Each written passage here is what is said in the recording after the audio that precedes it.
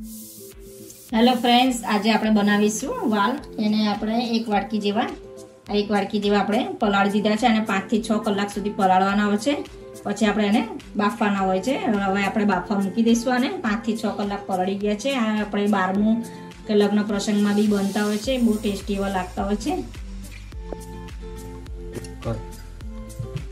અહીંયા આપણે 1 ગ્લાસ જેટલું પાણી મૂકી દીધું છે। પાણી ઉકળી બી ગયું છે। હવે આપણે વાલ એની અંદર એડ કરી દઈશું।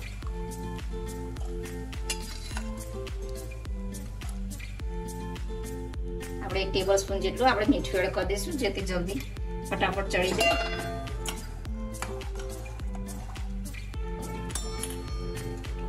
હવે આપણે 5 થી 6 વિસલ વગાડવાની છે। વાલ આપણે એકદમ સરસ એવા બફાઈ ગયા છે। આવા બફાવા જોઈએ। હવે આપણે આનો વઘાર મૂકી દઈશું।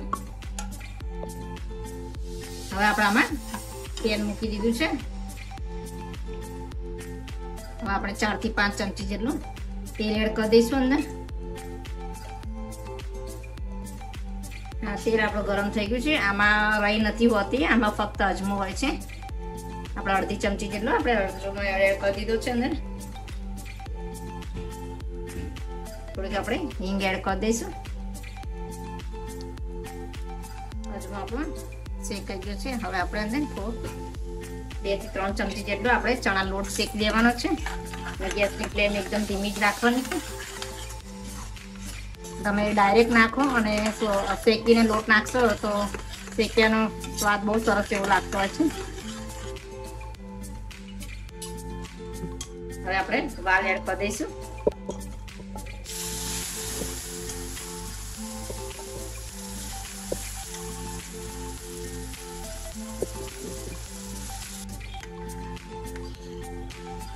જે વાલનું પાણી હોય છે બાફેલું, એ પણ આપણે અંદર જ એડ કરી દેવાનું હોય। હવે આપણે આને મસાલો કરી દઈશું। આપણે મીઠો લીમડો આપણે એડ કરી દઈશું। માપ પ્રમાણે આપણે મીઠું એડ કરી દઈશું। તમે જેવું તીખું ખાતા હોય એ પ્રમાણે તમે મીઠું મરચું એડ કરવાનું। થોડીક આપણે હળદર એડ કરી દઈશું। 1 ટેબલસ્પૂન જેટલું ધાણા જીરું એડ કરી દઈશું। હાફ ટીસ્પૂન જેટલું મીઠું એડ કરી દઈશું।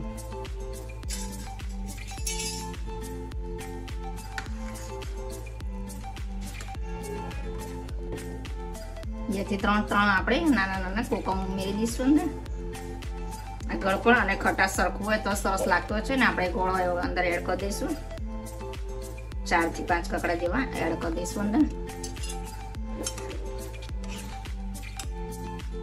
ગોળો વગળે ત્યાં સુધી આપણે એને 5 મિનિટ સુધી આપણે એને ચડવા દઈશું।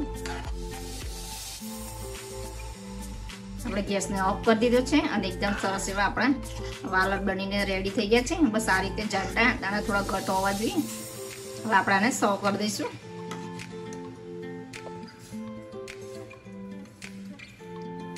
ભાતની જોડે ખાવાની ખૂબ જ મજા આવતી હોય છે। બહુ ટેસ્ટી એવા બન્યા છે આપણા વાલ।